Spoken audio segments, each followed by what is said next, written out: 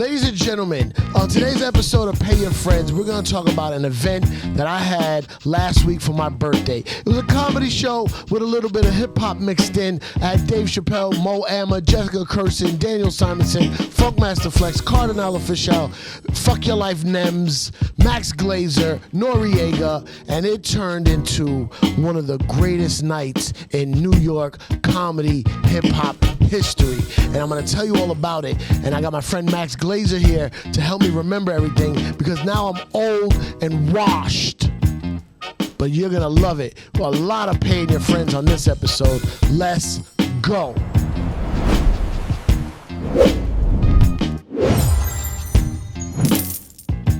My name is Cipha Sounds. Yeah. If you meet me doing comedy, the sounds part makes no sense.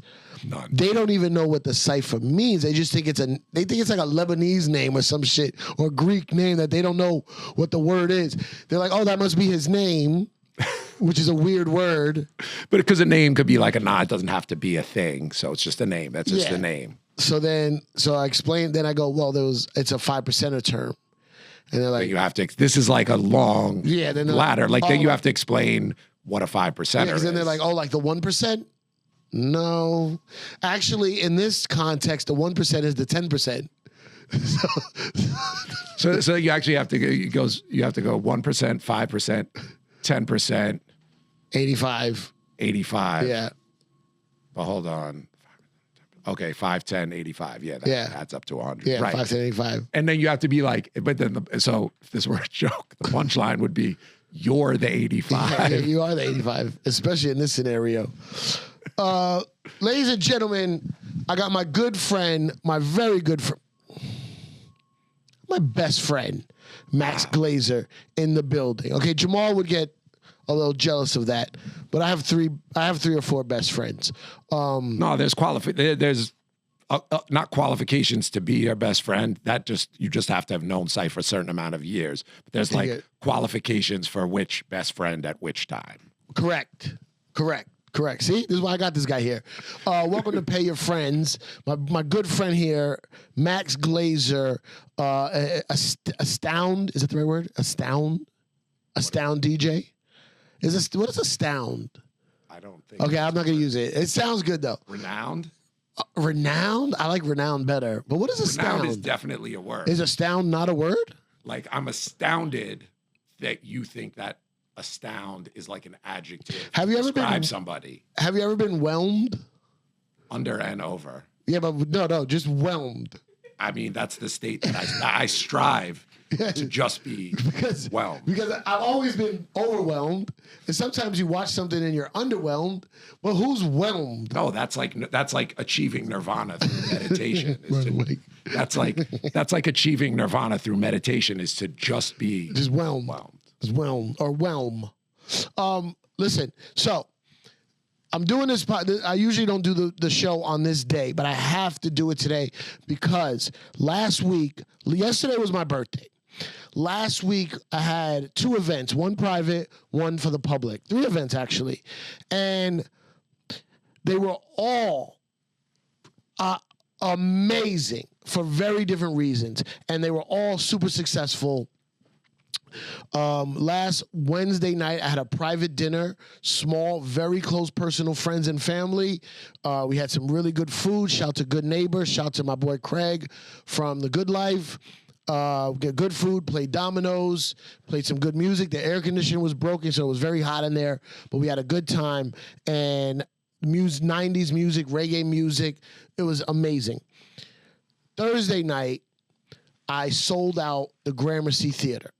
That was a big goal of mine. I was like, for this year, I got really cool with this girl, Sophia from Live Nation. I said, I want to do 2 shows with Live Nation. I want to do one in Toronto and one in New York. Toronto one, that was in November, sold out, super successful, great. Then I wanted to do one in New York for my birthday, Gramercy Theatre. Over the years of my long DJ career and even into comedy career, I've had some great birthdays.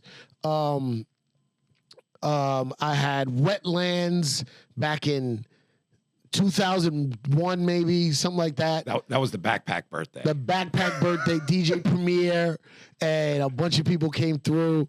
And throughout the years, I've had Jada Kiss and the Locks at Club Speed. I have some great things. The brunch show at the Comedy Cellar, that's every Sunday. That show started because I wanted to try something different. I did a brunch show for my birthday in 2000, I want to say 17. And that brunch show in the Comedy Cellar still is one of the best shows every Sunday at like 1 o'clock. This Thursday was the biggest and bestest and astounded birthday show ever. Overwhelming. It was overwhelming. Overwhelming. I did everything I wanted to do. I got all the people I wanted to get, pretty much, and it turned out to be incredible. So this episode is going to be an oral history, even though it was just last week, an oral history, documentary style podcast of that particular night. Now, I didn't want to just sit here and rant and blab like I am doing right now. I wanted to get a professional in here to almost kind of interview me so we could dig deeper than just the surface of what happened that night. And my friend Max Glazer, who is one of the most incredible DJs in the world, reggae DJs. I mean, everywhere in the world, this guy, everyone knows him in that world. He used to be a writer. He did. He used to be my manager at Fat Beats, a record shop in Lower Manhattan. And he was also a writer for this magazine, On the Go. Oh, I have it right there. I would also say that in that capacity, your performance was always underwhelming at Fat Beats. Yeah. Which was why you had to leave to go on to great things. Yeah, yeah. Wait, what do you mean? I didn't sweep the floor as well? Not the best. Your heart was not in it. Well, here we go. So let's run through what happened Thursday night. An oral history of 4 nights ago. 4 nights ago. So here's what happened. I get my mic. Oh, it's too loud? Oh, but I like holding it close. I like holding it like a rapper. I got a note to lower the mic. I wanted to do a show at Gramercy. Gramercy holds about 400 people. In the comedy world, I'm not as well known as I want to be as I was for many years on radio and in the hip hop world. So I'm every day striving to do more comedy, do more shows, get my name up there more, get my marketing better, social media, all that good stuff. I said, I think if I really push, I can get a good crowd at Gramercy. Now, here's the crazy part. Here's who was on the show. Billed on the show. Dave Chappelle, Mo Amer, Jessica Kirson, Daniel Simonsen. That was the comedy portion. Then I had Noriega. Did not know what Noriega was going to do. He's just a really good friend of mine, and I wanted the drink champ there.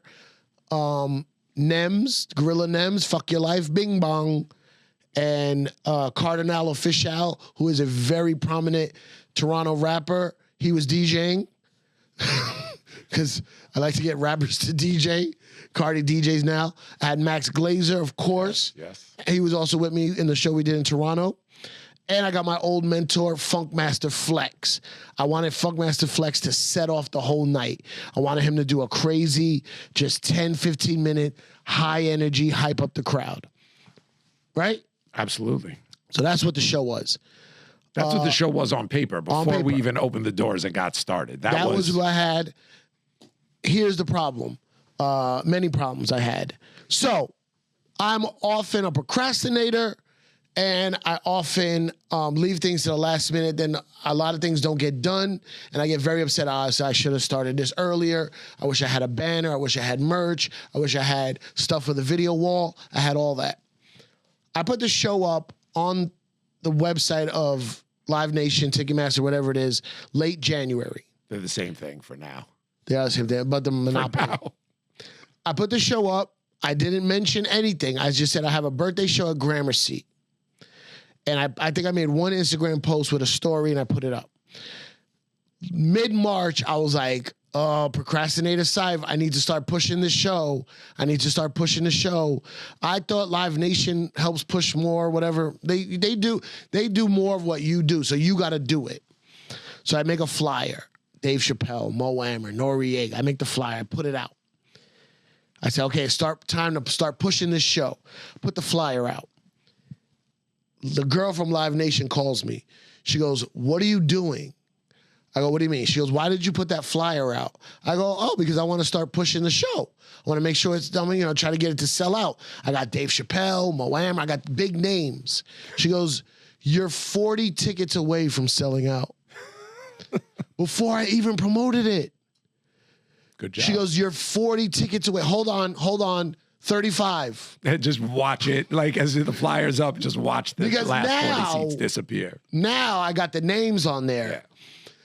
She's like, Cipha, you're gonna be sold out in 10 minutes. Like, you would have sold out anyway. I was like, okay, I should stop promoting. So I get in there and I got everything done. My boy Julian helped me with all the video stuff. I had great photographers. My boy Ismail, who calligraphist on Instagram. He takes some of my favorite photos of me that I ever had. Another girl named Bridget was doing photography. Kirill from Kirill was here. Kirill, who is famous for like getting white girls, like pouring milk on white girls' titties and taking pictures of it and clubs. And I think you might be the only male that he's ever taken a picture of. Yeah, that's for his real. whole thing is pictures of titties. I seen Kirill in Vegas. He took me to a Chainsmokers concert, and everybody was going crazy for him. That guy used to work at a comedy club called Comics. Kirill did my first flyers ever. Kirill did this Coming to America flyer. He used to work at Comics when you were doing the comedy shows there? He worked at Comics as like the graphics guy. Hold on, there's one more. He did this? No, he might not have did that one. Kirill, the legendary photographer. He definitely did this, for sure. Kirill did that. And he did the one over there, but you can't see it. So Kirill, he said, can I come through and shoot? Absolutely. My boy Joe, who does merch for Chappelle, put together some merch for me, got some ideas, very famous in New York shirts and a couple other things. Boom. So then we do the night. So Max, this is where you take over. So help the people know what happened that night. What went down? I mean, so one, I'll start just a little, I guess maybe a little before the doors open, is Cipha Sound's birthday. All of us, all the people that you listed, the minute we get the call, date goes on the calendar, we're all going to be there. Just to go to your point of being a little last minute with things, no information, no run of show, just date, time, and place. Maybe not even time. Maybe not even time. And we've all done this a few times. Cardi said, I don't know, man. I don't have any information. Yeah. But also, it's Cipha's birthday. We don't need the information. So I know you were busy running around doing all of this stuff, but the way there would normally be, there would be a spreadsheet. You might have your Master Tour app. There would be information for everybody. No information. No. And so we all just sort of, it's Cipha's birthday. We just start showing up. What are we doing? Yeah. I think you told me what time sound check was. Yeah. So I showed up. And Cardi was there, and then people start showing up. And, the lady came to check Chappelle's mic, sends the advance team. Yeah. And so it was great. It was just it was a good time. You were there very early. The whole crew just kind of hanging out, setting things up, getting ready for, I'll say just even like for me, one, it's great. Like I'll come celebrate your birthday with you anywhere, from, dinner to whatever. But also this is a night where we get to do it kind of like, for me, just be on one of the greatest lineups of all time. Like this goes in my top 3 just lineups of entertainment that I've gotten to be a part of, which is great to get to do that to celebrate your birthday. Yeah. So that's kind of like the energy that we were all going into the night with. Right. And I was DJing first, so I'm just there. Once I figured out, they tried to kick me out. And then, it was like, it was hectic. Yeah, no, it was hectic. It was hectic. They run a very tight ship there. Yeah. I want to say too tight, Gramercy. Gramercy, who hurt you? Because the way you were guarding those doors, I get it. You're security. You're supposed to guard the doors backstage. But you got the Gramercy as a whole, you need therapy. Somebody must have did something so bad that you had to triple down. So I was there, sound check. My computer was actually on stage playing music as the doors are opening. And I got told I couldn't go anywhere near the stage. So it was that. So it was a little bit. So there was like, and you were having to deal with that too, right? So there was some weird energy at the beginning, but it was great. Yeah. Just making sure everybody was like getting in and getting up and running. So really from the start, it was great to see you there, like engaged in all of the stuff. So the incredible lack of information from before. Once you're there, all good. We see you, we're all good. I'm there, Cardi is there, we're up first. Flex isn't there, but we know he'll be there. Flex's guy is there. Flex's guy is setting up. Flex's guy is there. You were a little worried about the controller. Cipha's you're there's a lot of audibles taking place. But I don't want to say like micromanager, but you like to be involved in the details and you're very aware of the details. I do. So Cipha was dealing with guest list things and merch things and setting up the wall that people take pictures in front of them. It's like adjusting the height by like an inch or two. It's kind of to give people an insight on what you're like and what it's like working with you. But the great thing is again, you know what you're doing. I know what I'm doing. Cardi knows what he's doing. Everybody that's doing it, some more famous than others, but everybody there working was like extreme professionals. Yeah. And this is the beauty of having great friends, which is the whole point of this show, Pay Your Friends. They all paid me that night. They paid me love, respect, professionalism, being on point, being on time. And yeah, I'm a little all over the place sometimes, but I'm there when you're there. I'm there for... They said we could load in at 3. I was there 3 o'clock on the dot, loading in, making sure everybody's taken care of. And I trust my friends. They trust me to trust them. I know Max is going to play the perfect opening set for people to come in. Cardi's going to do this. Flex is going to do that. And everybody came through 100%. 100%. So so then now let's get to the good part. Yeah. So then the doors open. There was a buzz in the air too. There was a vibe in the air. Definitely. No, it was one of those like backstage. So it's interesting. I mean, and I've gone to comedy shows that you were on at Gramercy. I've DJ'd events. I DJ'd for coffee in Gramercy. And it's a very small backstage. And so it's like there's never a lot of people there. Yeah. It's usually pretty like, especially the comedy shows, is like very kind of like solitary. That's one of the things that I found so interesting about going to comedy stuff with you is coming from music and hip hop and reggae, and that world is like, it's always a lot of excitement backstage. And I always go like backstage at a comedy show is like generally one guy kind of. Yeah, for real.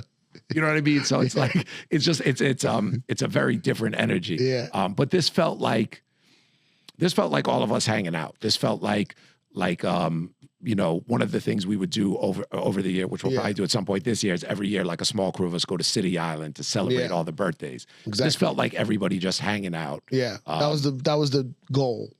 This felt like everybody just hanging out, minus the super tight security. Yeah. And then doors open and we're rolling. And I got to DJ first, watching people roll in. As you said, it was really interesting thinking about the crowd. And because you had sold so many tickets, it's Cipha Sound's birthday. This is going to be good. Come out. Because I think it actually really worked out well because you did it that way. That place was filled, as you said, not with a Chappelle crowd, not with a Mo Amer crowd, with a Cipha Sounds crowd. Yeah. Those people know them also. And they love them. A little. But they came out and bought the tickets. Everybody except maybe those last 38 people bought the tickets strictly off of your name. Right. Which I was I wanted to say Cipha Sounds sold out on the marquee. But I was trying to use tricks in order to do that. Dave Chappelle being the biggest trick in the world. But it still would have said Cipha Sounds sold out. But in my heart, I knew I was gonna still feel like I tricked the system, but they showed me that it wasn't the trick. No, that it wasn't. And it wasn't until I looked out into the crowd and saw, bro, there's so many hip hop t-shirts in the front. One guy had an Illmatic, one guy had an Old Dirty Bastard. That's just like older 90s hip hop fans. We wear like hip hop shirts. People that grew up listening with you, alongside you, listening to you on the radio. Yeah. And like, a lot of those were people that came and rocked with you in Tunnel, came and rocked with us in Club Speed. Yep, for sure, Speed. And for sure, Speed. And at Envy and all of these places. So there was a lot of people that I think you brought out that those aren't guys that are going out every day, every night. For not sure. going out to hip hop shows and probably not going out to comedy shows. But I think you brought like a special and I saw it just from the very beginning because people were really kind of coming in as I got on to play. And I felt it. And then when I got off and Flex was playing, I was walking through the crowd and seeing like our boy Dion, seeing Camilo. Yep. Terminology was out there. Terminology, and even a lot of people that I recognize that I don't even know like that from your radio world, but people that I recognize from Fat Beats, from Tunnel, from Speed, and from all of that. So it was crazy. It was really. I sold out the Gramercy. And the funny thing is, you know, I have a bit of a complex because I do a lot of comedy. It's my full-time job. You're a comedian. You're a full-time comedian. I would say once in a while you DJ. Yeah, and for many years I wouldn't call myself a comedian because I really respect the art. I really respect the people that put their years and years and years in, and I was trying to get good at it. And I would never say I was a comedian. I would just be like, I work at comedy. I'm trying to do comedy. And then after the last couple of years, I go, no, now I'm a comedian. There's some things that I've done that I've crossed into. I headline now. I can do an hour. I can do more than an hour. I have the time. I have the jokes. But I don't have the crowd. I don't have the following. I don't get these big, I don't sell out when I go to all these different cities like some other comedians. And a lot of TikTok stars that now are 23 and they sell out and they didn't put the work in. But they're not comedians. That's kind of your point. They're not comedians. And they call themselves comedians. Yeah. Once you call yourself a comedian, it doesn't matter if you did it one day or 100 years. Everyone's like, oh, no, we're the same. And a lot of the older guys are like, nah, we ain't the same. I mean, but also you have that mentality. That's where we come from with DJ. And it's like, no, because you picked up you're playing in a club. Yeah, because you got a controller. Yeah, it doesn't mean you're not, but what makes you that is the skill and the ability and like doing the thing. Just the act of doing it doesn't make you it. Everything about my life is slow burn because I really respect the art form. So even in New York, I'm at the Comedy Cellar. If I'm in New York City, I'm at the Comedy Cellar most of those nights, right? I travel a lot on the weekends, or I open for Dave Chappelle, I open for Mo Amer, sometimes Michelle Wolf, and now I have to veer between opening for them as a comedian and headlining my own shows. But if I'm in New York City, I'm usually at the Stand, the Comedy Cellar, and a couple other little spots. There'll be someone that comes to the Comedy Cellar that knows me from the radio. Let's say a 46-year-old black guy. Got a good job, he's going to the Comedy Cellar. It's not necessarily an urban comedy club. It's just like mainstream. It's just a comedy club. Comedy club, it's famous. People like to go there. And a guy, this happens all the time. A guy will come in and he'll be like with his girl, yo, Cipha, I'm a huge fan. I miss you on Hot 97. How long you been doing comedy? Like now, we're going in. I started in 2008, but I didn't take it seriously till 2011. So what is that? We're at 15 years. 15 years of doing it professionally. And no one fucking knows. No, not no one. Hold on. A lot of people know, but you have this very fortunate, now you can take the gun out. You have this very fortunate double life where you were and continue to be incredibly famous and well-known and respected as a DJ, which is not, most comedians don't have like another thing that they were more famous for first. Yeah, there's a couple maybe like movie stars that now do stand up and but I had a whole nother, but it's still related. Yeah, but mine is left field. It's left field. You just have to like adjust. I feel like, and I was saying this to you earlier, like, I feel like sometimes you just have to adjust your perspective as to how you're looking at it. Like, for a 15-year comedian, like, you're pretty damn successful. Yeah. Oh, no, I know that. You know what I mean? Like, no, for sure. Like, being a comedian is probably, I don't know, like, I could relate this to, like, you know how they say, like, 98% of restaurants that ever open go out of business in the first 3 years? Yeah. Like, how many people try to be? Oh, no, for sure. Like, way more than most, don't ever go anywhere. Well, the thing is, in comedy, once you start headlining, you kind of just try to do that. I still go back and open for people. Right. I had the most amazing birthday show in my life on Thursday. We're recording this on Monday. I'm still buzzing. I'm still answering text messages. I'm still looking at photos. The most amazing night ever. Thursday night, April 16th, 2026 in New York City was one of the greatest nights of my life. I can literally point to an actual day. Friday, April 17th, 2026, I was opening for Mo Amer at the DC Improv. Okay, wait. Okay, I wanted to hang myself. Okay, but to make my exact point, let's put it in context. So yes, I will agree with you. Like, that was one of the greatest nights of my life. So good. That was one of the greatest nights. We gotta tell him why. Oh, yeah, we'll do that in a second. That was one of the greatest nights of my life. So then to go from that, and that's the combination of all your worlds. Like, how many comedians would the highlight of their life be to be in DC opening for Mo Amer? True. Facts. Sold out shows. Opening sold out shows for Mo Amer. Incredible. They were all good. Oh, and opening all over the world for Dave Chappelle and doing that. Yeah. So that's why, like, you have, like, to put it in, you have this double context of this life as a DJ, so let's talk about the night, because this gets to why still riding high. Yeah. So I played for 30 minutes, warm up the crowd, see a lot of friendly faces coming in. And then immediately after me, this is actually a funny flat. This is like, oh, wow, I got to open for Funkmaster Flex. I said, I haven't opened for Funkmaster Flex in like 23 years. Many years, yeah. Because I used to for many, many years also. Yep. So it's like a very weird flashback. Flex walks on stage, looks exactly the same, has the exact same expression on his face. Soft handshake. It's not it's not a respectful handshake, but it's not disrespectful. It's just soft handshake. It's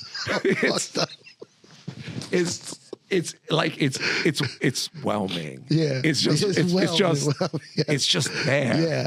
And it's like, but it was an absolute flashback to me, because I lived that experience so many nights, over and over and over. And also at the end of the day, like, I also grew up listening to Funkmaster Flex on the radio. So Flex walks onto stage, he's like, gives you the nod. So it's like, we've talked before about like the shoulder tap. Yeah. But like, I'm not gonna say the age, but like, we're grown now. So I was like, oh, wasn't the shoulder tap, but it's a little more just like, okay, cool. Yeah. Okay, it's time. Yeah. It's like already he gives main event, he also gives like a low politician thumbs up. It's not like a good job, thumb all the way. It's like a Obama acknowledgement, Like the politicians, they all have the same one. Mm-hmm. Like, it's like, I'm not giving you a thumbs up, I'm telling you, okay. Yeah. Yeah. And so he gives the thumbs up. I was like, all right, cool. And then Cardinal with his. Wait, I want to say what Flex did. No. I'm. Oh yeah. And then Cardinal from off stage to go set up, introduces Funkmaster Flex. Right. Cardi. So it's the first time for the night we hear Cardi's huge voice. Lights go off. Show starts. Yeah. Cardi with his huge voice from off stage introduces Funkmaster Flex, and then we're just back in the tunnel. Yeah. We're just back in the tunnel with Funkmaster Flex, just doing what Funkmaster Flex does. Ripping through records, tearing it up. And it's like, and he's like, yo, turn me up. And again, like, not like 25 years ago, it would have been some curses and whatever. It was just kind of like and it's funny because then you watch him as like the sound guy on stage, turns up his monitor. It's like the house sounds the same. Yeah. Like, okay, you feel like it's louder. It is loud, yeah. And so Funkmaster Flex just goes crazy for 15 minutes. So like, I want to know, and you're caught up in all of this at that point. Pretty much everyone is there. Everyone that's performing is there. Yep. But then at that point, were you able to take some time and just be like, no, enjoy the tunnelness of it? Yeah, to get to the point of all the prep, all the spreadsheets, all the phone calls, all the delivery of merch and the banner, I had to pick up banners, flyers, all of that stuff happening to get to the point where we started and Flex did exactly what I wanted. It's like a good 10, 12 minutes of just hype, New York, nightclub DJing and the crowd responding. And the crowd responding. He did the whole night of every nightclub in the city of New York in like 12 and a half minutes. Yeah. Because then at this point I'm backstage and I'm a little like, just, I guess, talking to people. So I watched a bunch of it and then I kind of disengaged a little bit from watching what he was doing. But then I'm backstage and I'm like, Flex is playing soca. Yeah. It's like he's playing like jump up, jump and wave soca. Yeah. And I was like, okay. He's like, I got 12 minutes. He's like, and again, everything. Like but that's him. He's like, I'm taking everything. Everything. Not in a beef way, but like, okay, how long do I have on this stage? I'm taking everything. And what I wanted. And I'm giving it everything. Yep. Which is what he's always done. It's what he taught you. And that's what you invited him to your birthday. Exactly. To do. And so then I go up, he brings me up, gives me the most amazing intro he's ever given me ever, which I wasn't expecting. This is where the emotional part of the show started. This is where it was my birthday and people were showing love. And he's like, he called me like his partner. I never had a partner like this. And like, I was his intern. Well, you told, I think in Introduce, or maybe you came up with, like you told the burger from Wendy's, fries from McDonald's. Frosty from Wendy's, burger from Burger King, fries from McDonald's story. Right. But so the short version of that is that's the order that Flex would make Cipha go get for him. And it wasn't like, okay, go get me the meal from McDonald's. No, I had to go to different places. One thing from each place. And the Frosty better not be cold. I mean, the Frosty better not be hot. Right. The fries better not be cold. Right. So you got to like get it in the right order and get it there quick enough. And so it's funny. So you told that story, which I've heard a bunch of times. Most incredible speech. Like, he's like, yo, this guy, I never met a guy like him before, the hardest worker. And I never had a partner like this guy. I haven't worked with Flex in 20 years. We're always good friends, but worked with him hand in hand. He gave me this great speech. I go on stage. So now comedy is starting. We just did a lot of hip hop, little reggae, music, vibes. Yeah. It's now we have to remember this is a comedy show. So I go on stage and I go, hey, Flex, make sure you talk over me while I start this part. Because everyone complains about Flex talking over songs on the radio. So I go, hey, Flex, make sure. And I found where his button was, where the bomb was. And I started hitting the bomb over and over. I'm like, we're in. Comedy has started. Man, so Flex gave me exactly what I wanted. And he tapped into an emotional part that I was not expecting that lasted the whole night. He set it off. It was there. Yeah. But that's like, this is like, this is like the classic Seinfeld is like, he's like, no, I don't cry. Yeah. And then he's like, the one time he softens up, it's like waterworks, and then they never stop. Like he's crying at TV shows, he's crying at like a dog walking down the street. And another thing is, this is sad, but me and Max have been to a couple of big funerals in the last couple of years. We lost our friend Kiko, we lost Mr. C, we lost Fat Man Scoop, and even Big Cap, which was a while before that. But talking about that circle of people, that was like really from then till now, and also we're very much all a part of. Big Cap's here with Diddy. There's Big Cap. He's next to Diddy and me. So, well, one of those people is still alive and thriving. Yeah, me. And thriving. No. But we've heard a lot of people say really good things about people at their funeral. And I was always like, man, I've done so much shit in my career and in my life. They're going to have a hard time fitting that all into the funeral. I wish. You're like, oh, yo, my funeral is going to be great. My funeral's going to be lit. Rihanna got to be at my funeral. Who's in charge? Do I have to be in charge of making sure that she knows? And Exactly. Right. Yes. Right. But I got to experience that, as you'll hear more as we go on, in a live event. You know what I'm saying? So then we started the comedy. So then you bring up the first Jessica comedian, Kirson. Jessica Kirson. So now I've seen her here and there, I think, with you. Not super familiar, like with all of her routine.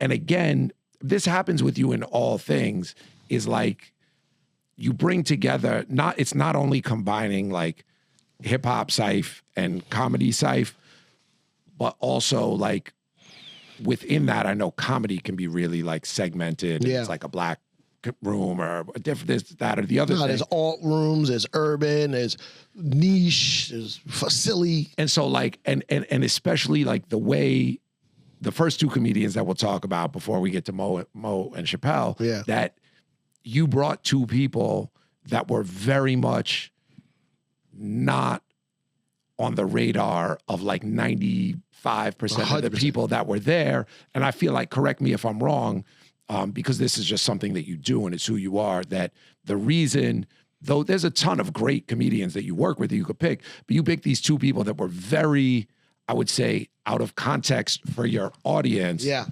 But you did that very intentionally. Intentionally, yeah. For whose benefit? For the audiences, for the comedians, for both? Always audience. Always audience. But it's like, one, I want to introduce my friends to new crowds and vice versa. But also, I treat every comedy show, if I'm part of any part of the production or the putting together lineups, I treat every comedy show like a DJ set. You start off the early night with R&B classics, then you get into 90s hip hop, then you get into reggae, then you do your 1 a.m. big set, then you bring it down with some, vibe. So I wanted a big bang to start the show, right? At first it was going to be Matt Richards. Matt Richards, very funny comedian. He also does like magic sometimes, but he has like a lot of energy. He hosts a lot at the Cellar. He was unavailable. So I said, okay, I'm gonna try Jessica Kirson, a gay lesbian. I mean, a Jewish lesbian, a gay lesbian. Wow, which is worse? Lesbian, which is worse? Yeah. According to her people that got mad at her for going to Riyadh, gays. But she's a gay Jewish woman who is by far one of my favorite comedians of all time. When I would host at this Comedy Cellar for many years, I don't host anymore. I hosted for like 7-8 years. And if Jessica was on the bill, I always watched. Because her style is so crazy. I said, Jess, she's like, what do I do for this crowd? I go, what you do. Just come out there and she'll like fuck with the crowd. She's silly, loud, and that's the energy I wanted. And she brought it 100%. No, 100%. And people loved it. And I think it also just says to like, people were there for you as per how the tickets were sold and there to celebrate you. And again, like trust like this show of comics.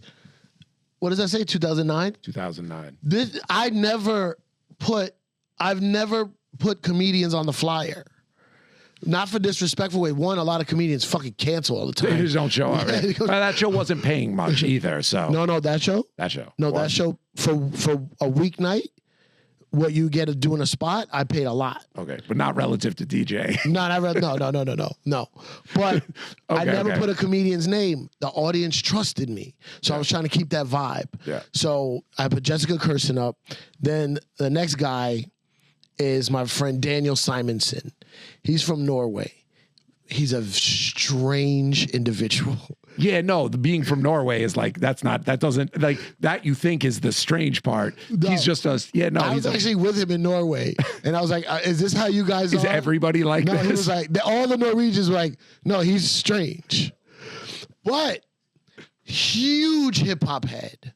Like, he went to the unveiling of MF Doom Street You know what I mean? Like me and him talk hip hop all the time. That night must have blown his mind. But he's so awkward and so low energy. Chappelle opened a comedy club in his hometown. Right. He asked me to gather up like 4 comics to bring out there that one, love comedy, aren't too concerned about social media, do it, but not, that's their whole life, right. and good hangs. Right. And I brought Ian Lara, Caitlin Palufo, Matt Richards, and Daniel Simonsen. Daniel Simonsen is like, why are you bringing me? Why are you bringing me? That's not even like a caricature of his voice either. That's actually like verbatim. Cipha's doing like a perfect impersonation. Why are you doing this? So I brought him out. Now you sound like Balky. So now he sounds like Balky. So I bring him up. I go, yo, this next comedian, one of the biggest gangsters ever. He used to run the streets of Norway. He's a thug. He's trying to turn his life around by doing comedy, but you got to understand he's a gangster. And he comes on stage to MOP, How About Some Hardcore? I picked the song. It was an amazing intro. I had actually, it was funny because I had heard you talking about it kind of like on the side before the show about bringing him up, and you were saying something to Cardi about the intro. I just caught like little pieces of it, but then when I saw it, I was like, oh man. And then he walks out and goes, hi. No, and the room explodes. It's such an amazing setup for a comedian to walk on stage. Especially for that crowd. Literally just saying hi as someone that none of those people know got a huge forward, like a huge round of applause. Hi. Quite a bit of change of energy.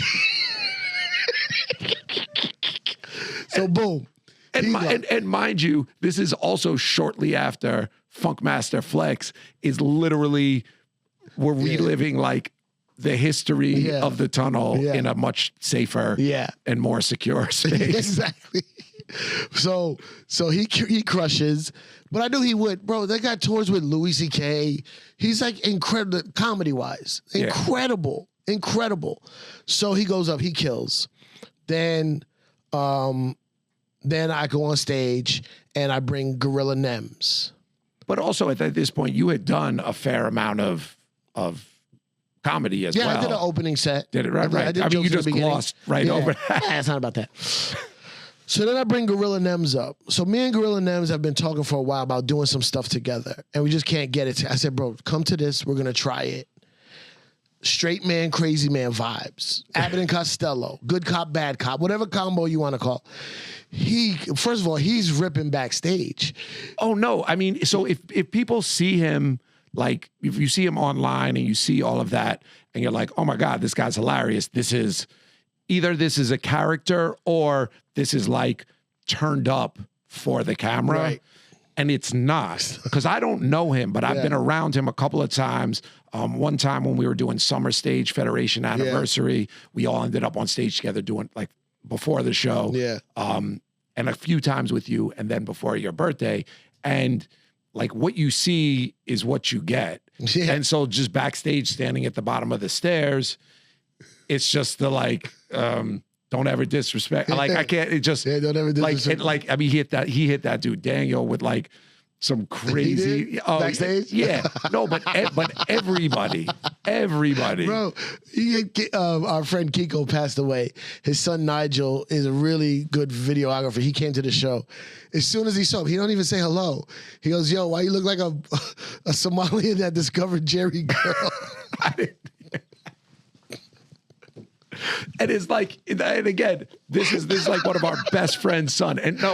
But the thing is he loves that. Like immediately you walk in, that means that you're one of us. Yeah. Like exactly. he just walked right into it. It's like, okay. It's also a fair description. It's not like Nems has this brutal, like laser eye. It's crazy.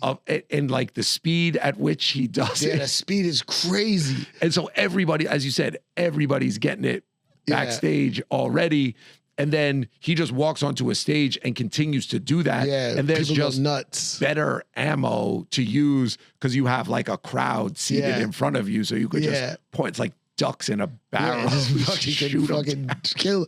So he's killing. So he kills. Then he brings up Mo Amer, and he said,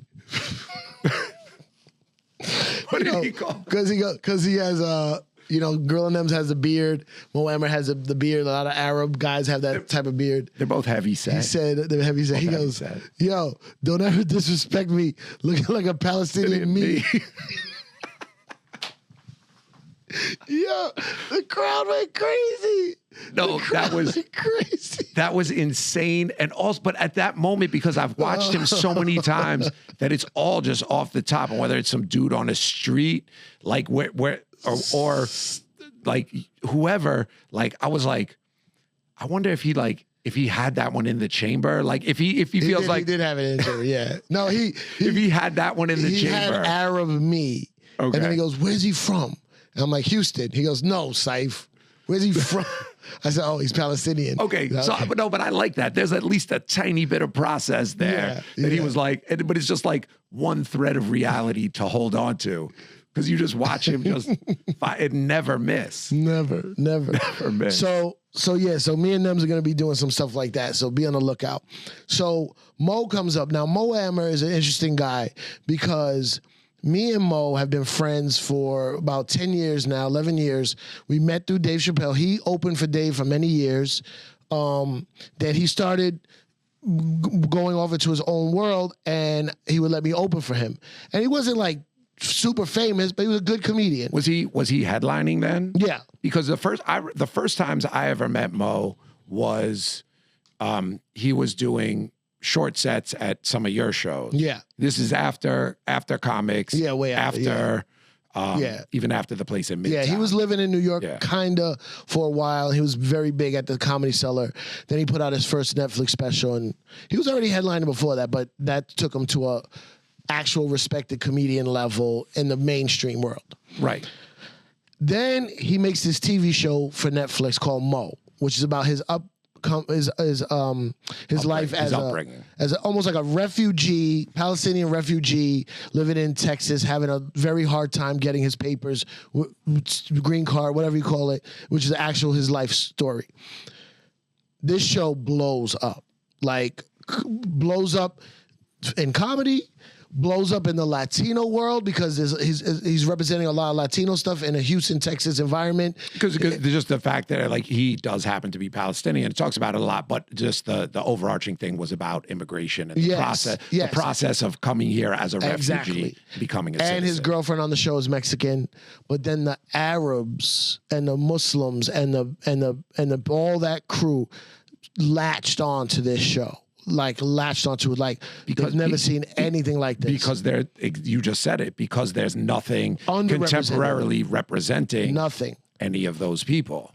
So in the last 2 years, he's blown up to a superstar level, where now the tours he put me on with him, we went. I didn't want to be away for this long, and he Cipha, you got to come with me.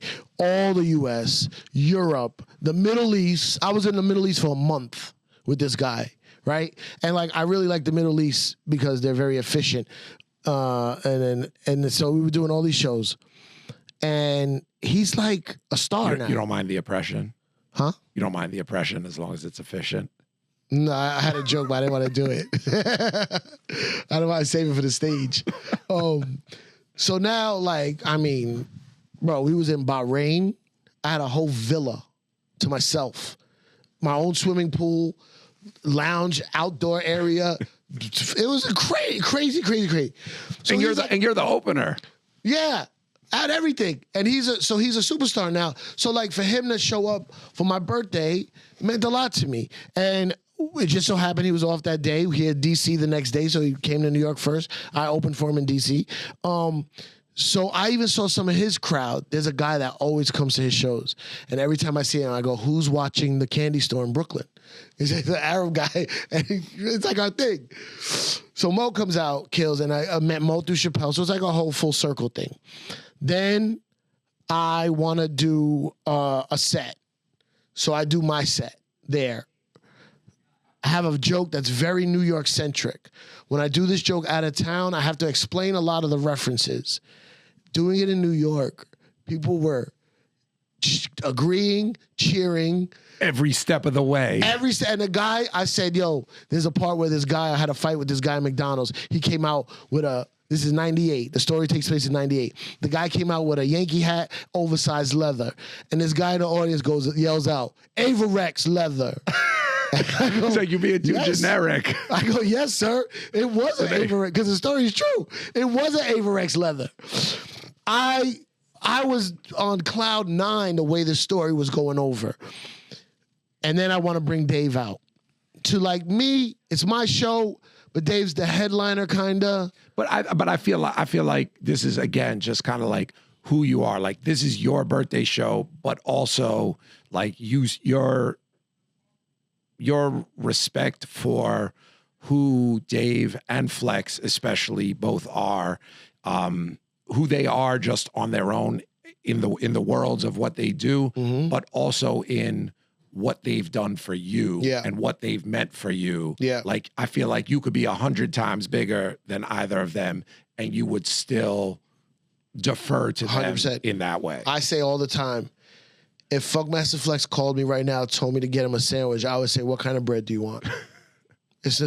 No. Now, the reason why I do pay your friends, the reason why I'm so big on friendship is because I feel it is the actual cornerstone of life, where a lot of people forget that. And a lot of people think money is the answer and fame. And I'm like, yeah, but without your friends, it's so boring. It's so boring with a bunch of yes men around you, a bunch of employees that you act like your friends. So Flex, I would not be in the DJ game if it wasn't for DJ Riz and Funkmaster Flex. And I wouldn't be in the comedy game if it wasn't for Dave encouraging me to do it when I was the DJ on the Chappelle show. Both of them have my utmost respect and loyalty. Now, I travel everywhere with Dave. He's not the richest or biggest comedian in the world, but even the richest and biggest comedians in the world look to him as the greatest. Yeah, for sure. You know what I mean? He's also very close to the richest comedian in the world. He's not the richest because he doesn't just do it from money. He could be the richest. Right. But when they offer him things where he'll make a ton of money, in his mind he goes, that's not fun. Right. That's not fun. Why would I do that? Yeah. Literally, I've seen it. With my own eyes, he'll be like, And I'm like, the numbers that they're saying, the amount of people. And he's like, So, but that being said, I do this thing where I have this DJ comedy set I do. And it's never been on tape because I don't want it to be put out there in the world, because I want people to be surprised when they come see it. But I want to get a good tape of it. Mind you, Dave Chappelle sent his camera people to record the show. Yeah. This is like the people that shoot his specials. No, again, like everyone of the highest level, the people who are the best at whatever. The best. Or I would say the people who take it the most seriously, including the security guards. Exactly. Like that level of intense dedication to everyone's craft. I called him before we did. I said, hey, Dave, I want to make sure, because he's very weird about cameras and videos and photos and all that. Very. And I said, Dave, is there a way what do I do to make you feel more comfortable? Because I want to shoot my birthday show. And he goes, I'll shoot it for you. And bro, his camera people gave me all the footage except his set. But even the end, they gave it to me. With everybody. He said, you can take it. Yeah. All right, so whatever. So I do the DJ thing. I'll explain what I'm talking about in a second. I do the DJ thing. I bring him out. Crowd goes crazy. I bring out Dave. And standing ovation off top. And I saw Dave's face looking at the crowd. I saw it. I know him. And he was like, oh, shit. This is not my show. This is not my crowd. This is not my... Yeah, there's fans here, of course. Yeah. And, of course, everybody loves him. But I could see he was like, oh, this is a... Not necessarily even mine. I know it's a Cipha Sounds birthday show. But he was like, oh, this is a New York hip-hop show. And I saw him switch his set to cater to that crowd. And 100%. And also everything, like, so there's the crowd is the crowd. Those are the people that are there. But also everything that had led up, everything on stage that had led up to the moment that he walked onto the stage had been this kind of like incredible kind of representation of not only New York, even including the weird guy from Norway, because that's also like some New York shit for there to be the weird hip hop nerd from Norway there. Like that's some New York shit too. So everything being this like just very New York series of things, this kind of like, you know, only in New York series of things that's happened leading up to that point. Yeah. And also directed by you. Yeah. Yeah. And like, you know, there's been a big conversation about New York lately because of Rosenberg going off on his Instagram about what Nori said on the radio show. There's just been like a lot of New York talk. Like, what does it mean to be in New York, from New York, and all that stuff? This was a New York show, like a New York hip hop show. Even it's interesting because I like even calling it a show because I mean, it was a show, but also like then you start to picture something in your mind, and I don't think I keep saying my birthday party. Yeah, but it was a show. It was a show, but also it's like wait, it's beyond that. Like I'm trying to point out, like even just saying like, oh we did a show, like that doesn't explain what happened. Sure. And like, again, we've lived through a lot of this stuff. We've been fortunate enough to do some really cool stuff. But this is one of those nights and they happen, you know, not that frequently, that is just its own thing. Like it's just some different shit that like you, in doing it, I certainly was like, oh, we're gonna look back at this and be like, it's gonna be a moment. And be like, this was one. Yeah, this was one of those things. Yeah, to have it and to be the orchestrator of it and be part of it and towards me, man. But all I want, Max, pay your friends. All I want is for every one of my friends to enjoy this night. That's the biggest thing to me. Make sure Kev is good and Ari is good and Kev was Jamal. Not 100% good, but I think if you know Kev, you know that's impossible. Yeah, I know. That's probably the toughest one. Yeah, it's the toughest one. So Dave does his set. Dave gives me a nice speech, nice big up, everything, does the show, does his set, does about 20-ish minutes, maybe a little more. So I had asked Dave, I said, yo, at the end of the show, do you mind bringing me and Mo back up? Because on a lot of places I've been, he's bringing up a lot of famous comedians and they talk shit at the end. And I was like, I would love to riff with you at the end, just real quick, 10 minutes. And I was like, they're probably going to, you know, bring a cake, which I know they're like trying to surprise me. I'm like, guys, I know there's a cake. This was the one thing Cipha didn't plan, but he was like, I know you're bringing a cake. I planned it because and also if you don't, you're dicks. I go, hey, whoever's bringing the cake, make sure Jamal's name is on there and Dee Dee's name, because Jamal and me have the same exact birthday, and Dee Dee's birthday was the night of the show. Actual night of the show. So I want my friends to be celebrated as well. To eat, literally. To eat. So whatever. So he brings us up, and man, at the show 2 started right then. We had show 1, and then show 2. Me, Dave, Cardi, Mo, just talking shit on stage, cracking on each other. He's making fun of my age. I'm making fun of his shirts. We're fair enough. Fair enough on both sides. Man. On both sides. Then my mic stopped working, so I was gonna go tell the sound man. And as I look over there, they're starting to sneak the cake up. I was like, "Whoops! I shouldn't be seeing this." So I say to the crowd, "They're trying to sneak a cake up. I just saw it." Laughs. Boom. I get the mic working. So then. My manager Curtis brings a cake up. Noriega, this is where I wanted Nori to come out and surprise the crowd.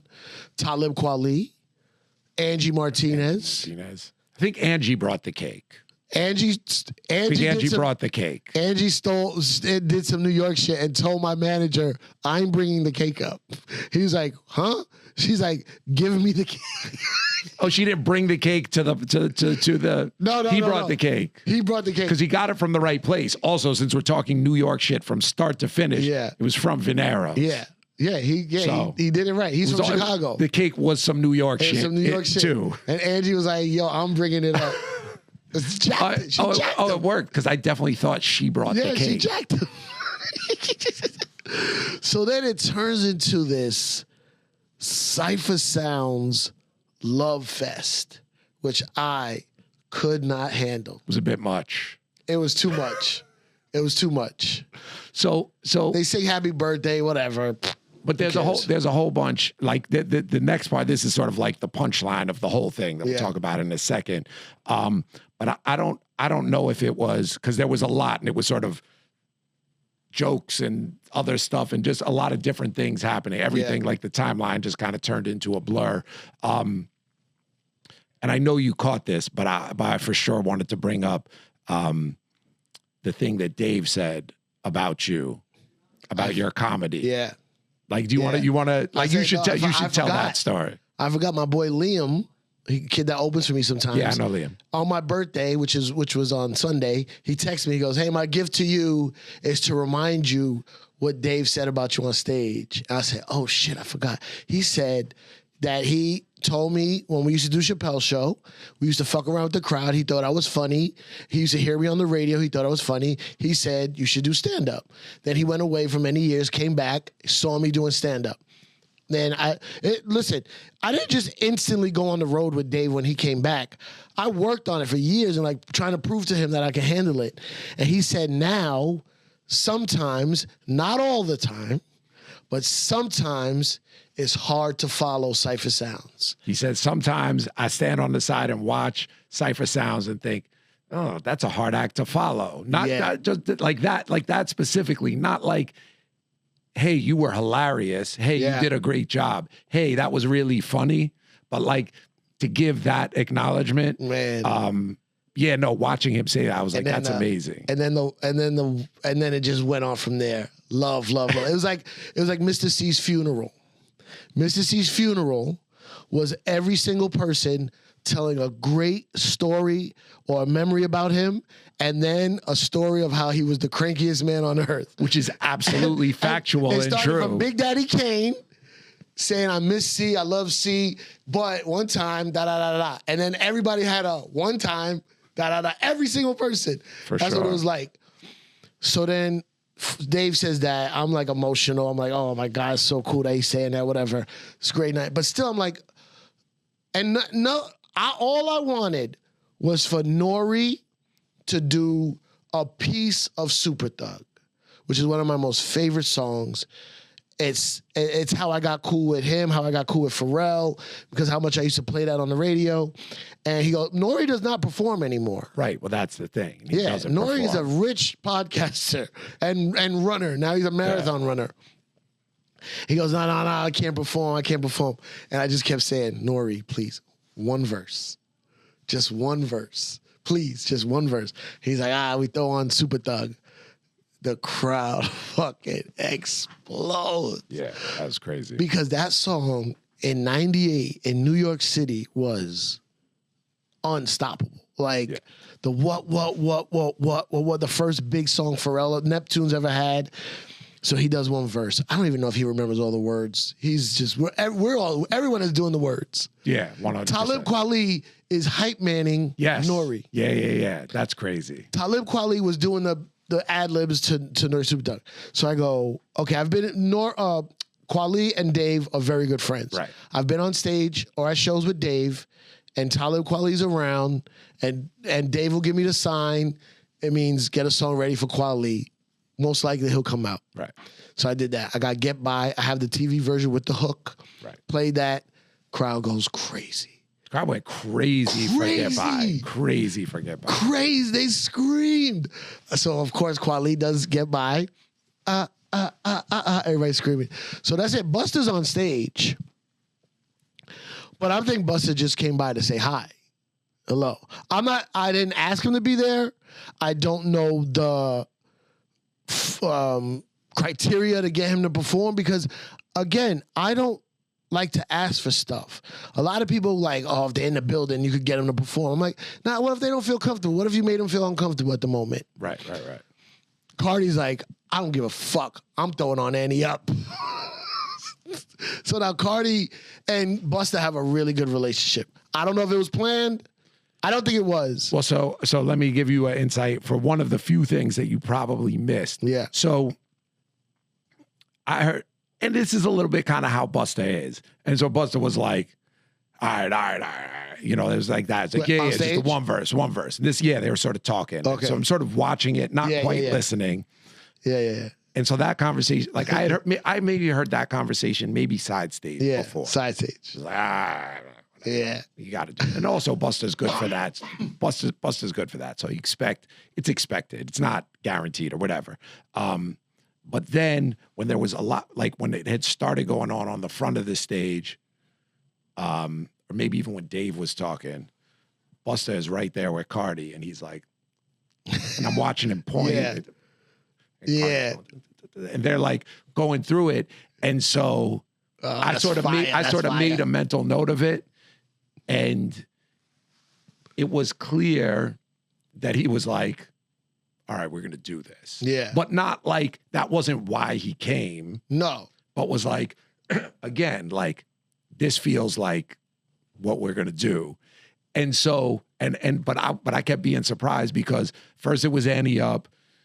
Then it was, you were trying to line up, put your hands on the other computer. We had 2 DJ sets. We had 2 DJ sets. Yeah, so you were trying to line up, put your hands. Yeah. And then while you're trying to figure that out, Cardi plays Hoo Ha, which would also be like an ultimate Busta set song. But you're thinking like biggest, most popular, because maybe we'll get 2. Maybe we could get 1 more. Right, because Hoo Ha doesn't go on the list if you think you only get 3. Right, definitely not. Definitely not.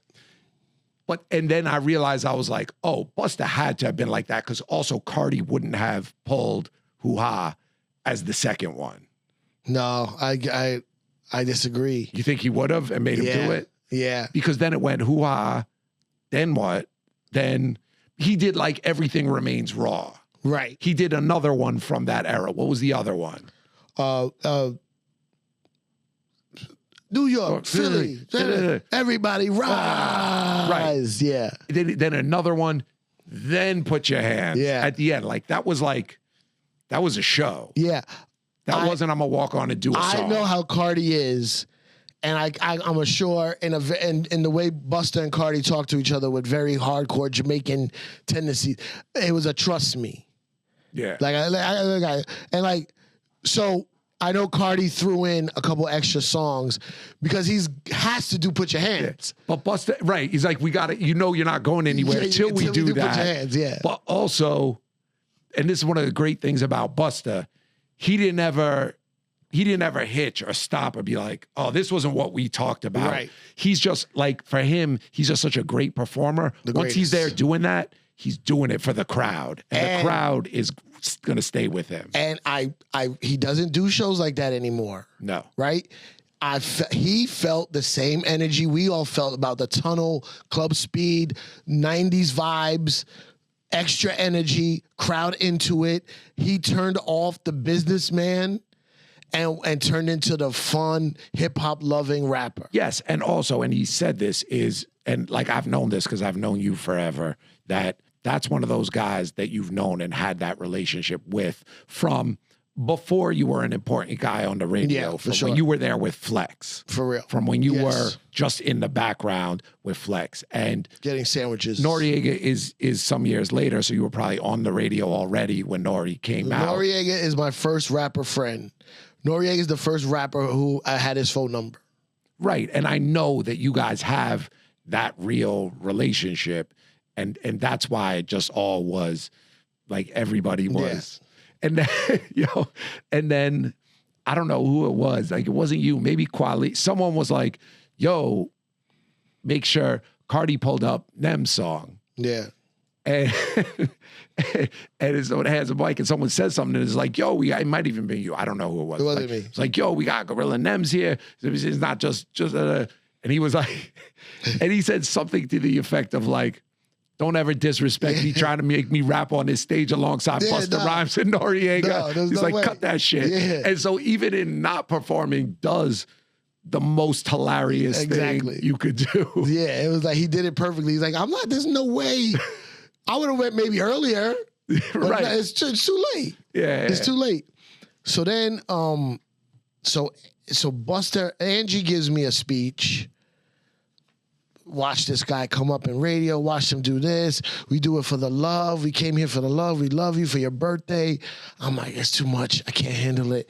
It's too much. And then Busta's speech. Because remember, again, I don't know why we keep bringing up Mr. C's funeral. Busta came on. We don't. You do. Yeah, I do. Busta came on stage at Mr. C's funeral and gave the illest speech at a funeral I've ever heard. And I was just like, God damn, this is amazing.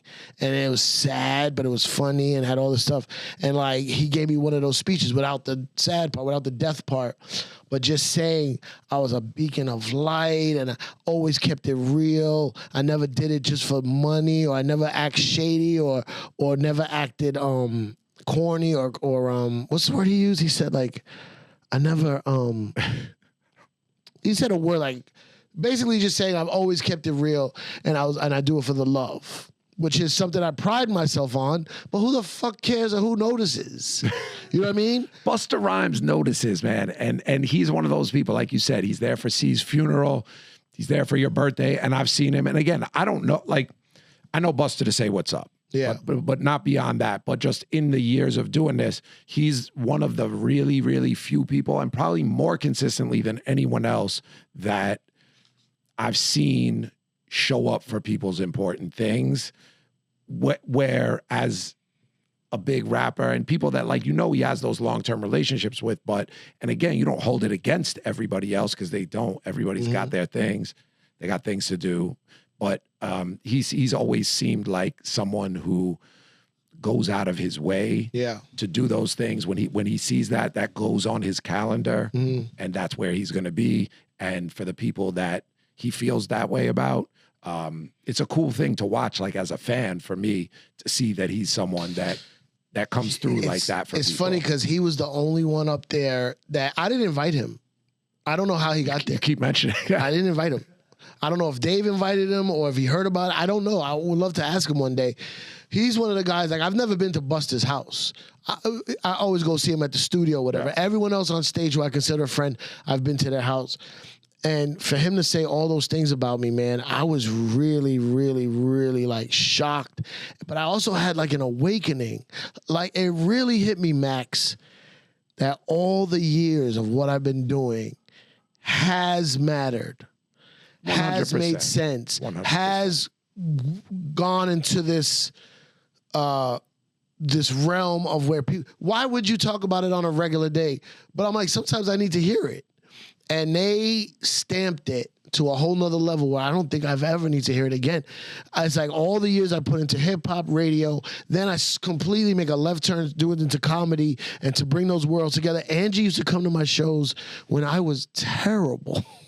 Like, not good. So Angie would always be at the comic shows. Like, Angie, we would go. We had the two tables all the way around the corner. Always there was something fun to do. Yeah. And she came to my show when we first started doing shows after COVID. We were trying to find outdoor venues to do shows because everybody was so depressed. She came to that. She's always come. She came to my birthday party at my house, which I never had people at my house. Remember, like a couple years ago. I was there. I was invited. And then, anyway, so the whole point is, I felt finally that it all came together, and I haven't been wasting 30 years of my life. No, I mean, 100%. You're 100% correct because, like, I mean, I'm in the entertaining that you do, whether it's DJing or comedy. It's like I always have the feeling of, like, some days I'm like, I just play music for people to dance to. Like, this is there's a lot of shit going on in the world. Like, this is this is cool, but like, this is not consequential. This isn't matter, deep and meaningful. It's not that it's not important, but it's not like, And then some days I wake up literally feeling like what we do is the most important thing on the planet. Facts. And it like, it can be. It can be. It can be. Yeah. And not that it is or it isn't. It can be. Sometimes. Yes. And yeah, man. So that was the birthday. We gotta talk about the after party. We'll tell you another time. Nah, we have to say just one thing about the after party, because there's one thing that I have to add on to it. Like, that can be its own, like that could be like bonus content or something.